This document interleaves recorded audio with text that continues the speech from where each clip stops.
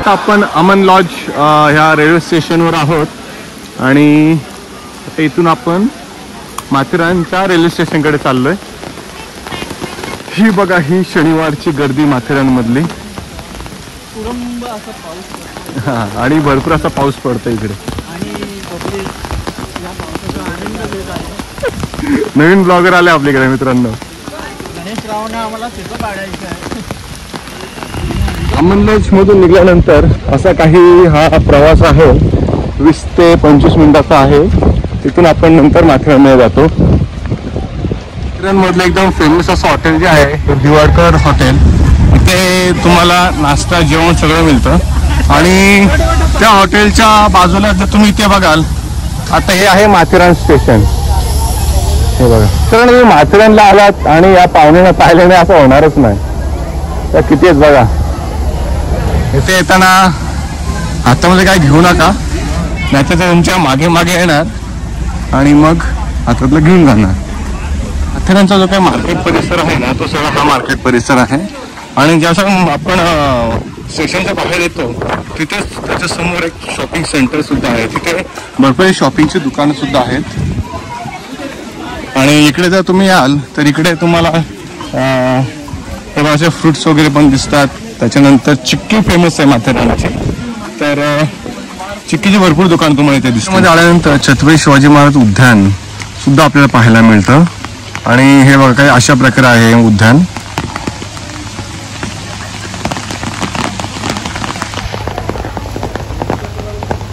तर आता आपल्याजवळ आपले मित्र आहेत. जरा मी हिंदीमध्ये बोलता था. हमारे साथ हमारे दोस्त है साथ. तो जब हम इधर माथेरान में आए इन्होंने हमारे हाथ में कैमरे देखा 360 देखा तो इसको बहुत क्रेज है एक्चुअली वीडियो का. तो ये लगभग आधा किलोमीटर हमारे साथ था. तो अभी फाइनली हमने इसको अभी लिया है अपने वीडियो में. तो साथ कैसे लगा आपको इधर माथेरान में आके?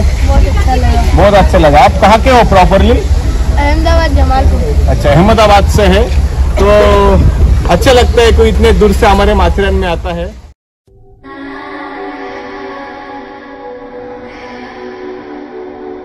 आपण इकडे आलो.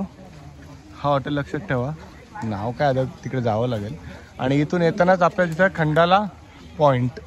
तर आता आपण चालूया खंडाला पॉइंटकडे. या खंडाला पॉइंटवरून आता आपलं असं दुसरं परंतु सगळं फॉग आहे खाली. त्याच्यामुळे आपल्याला काय दिसणार तर नाहीये. पण जेवढं दिसतंय तेवढं बघून घ्या. काहीच नाही दिसत आहे.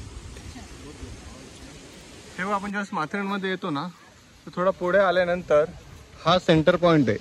तर ह्या पॉईंटवरून जर का तुम्ही उजव्या साईडला गेलात तर तुम्हाला एवढे पॉईंट्स लागतात. इको पॉईंट, त्याच्यानंतर हनीमून पॉईंट, लुईझा पॉईंट आणि शार्लेट लेक हे तुम्हाला इकडून लागतील. आणि पोलीस स्टेशन पण तिकडेच आहे. आणि जर का तुम्ही इथून सरळ गेलात इथून बघा असे इथून सरळ गेलात तर तिकडून पण आहे. आणि इथून जर गेलात ना समोरून तुम्ही सरळ गोल राऊंड मारून मला वाटतं तुम्ही इथेच निघायला येता या रस्त्याने. तर आता आपण ते बघूया. चलो स्टार्ट करते फिर. अभी इधर से जाते हम सामने से. मी तिकडून समोरून दाखवलेलं ना तर हे बघा इथं आल्यानंतर अलेक्झांडर पॉईंट आहे, रामबाग पॉईंट, लिटिल चौक पॉईंट, बिग चौक पॉईंट आणि वंट्री हिल. तर इथून गेल्यानंतर आपण त्या पॉईंटला कनेक्ट करतो. तर ज्यांना फक्त तेच पॉईंट करायचे ते तिकडे जातील आणि ज्यांना सगळे पॉईंट्स करायचे ते आता आमच्या बरोबर येतील. काय बोलते वालू? तर आता आपण अलेक्झांडर पॉईंटवर आलेलो आहोत. मग तिथे आपण पोहोचलोय.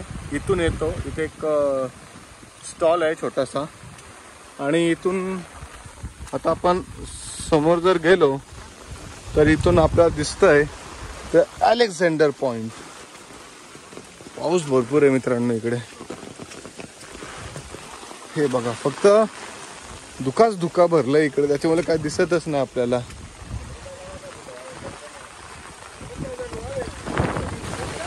हे बघा आता अलेक्झांडर पॉईंट वरून काही अशा प्रकारचं दृश्य आपल्याला दिसतं.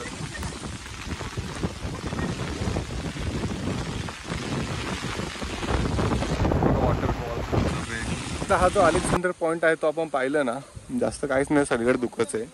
तर इथून आता आपण ह्या रस्त्याने चालू. लक्षात ठेवा इथून आलोय. इथे ही स्टॉल आहे आणि आता आपण इकडून चाललोय सरळ. अशा प्रकारचा माहोल बनला आता माथेरानमध्ये. सगळं फॉग फॉग. तुम्ही मागे बघा, आपण इकडून आलोय आणि आपण आता इकडे चाललोय.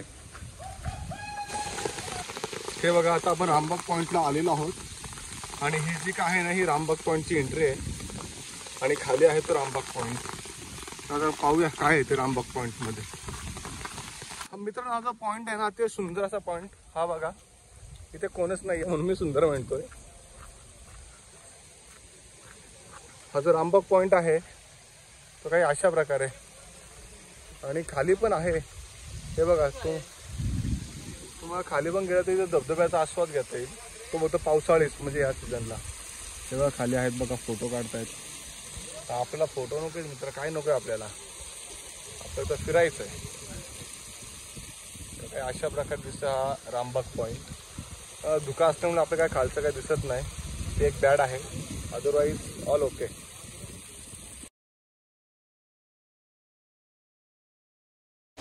मित्रांनो, आता भरपूर प्रमाणात पाऊस आहे इथे आणि जास्त वरती राहून पण फायदा नाही आहे, कारण की प्रत्येक पॉईंटला हा धुका आहे. तर आता आपण चाललो शार्लोट लेकला आणि तिथून आपण पिसारनाथ मंदिर करूया आणि मग खाली उतरू, कारण की पाऊस थांबतच नाही आहे आणि धुकं पण भरपूर आहे.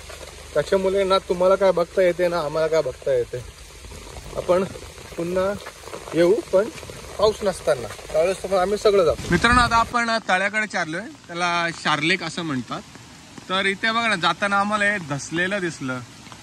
तेव्हा किती मोठ्या प्रमाणात धसलंय बघा आणि इथं पाण्याने रस्ता केलाय.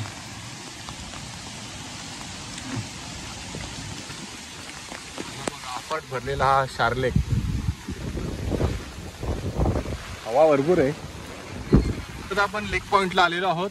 हा आहे माथेरानचा शार्लेक. तर तुम्ही पहा की किती मोठ्या प्रमाणामध्ये हा तलाव भरला आणि सगळीकडे धुकाच धुका आहे. आणि आता तुम्ही बाकीच्या आता जी काही क्लिप पाहिली असेल त्याच्यामुळे तुम्हाला गर्दी काहीच दिसली नसेल, परंतु इथे ना भरपूर प्रमाणामध्ये गर्दी आहे. पाऊस भरपूर आहे, पाऊस भरपूर आहे.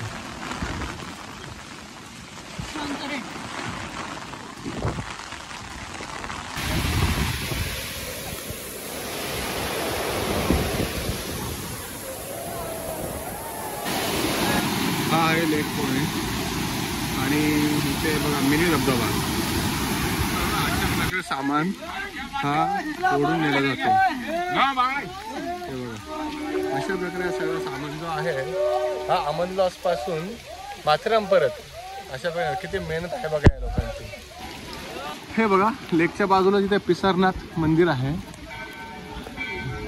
श्री पिसारनाथ मंदिर.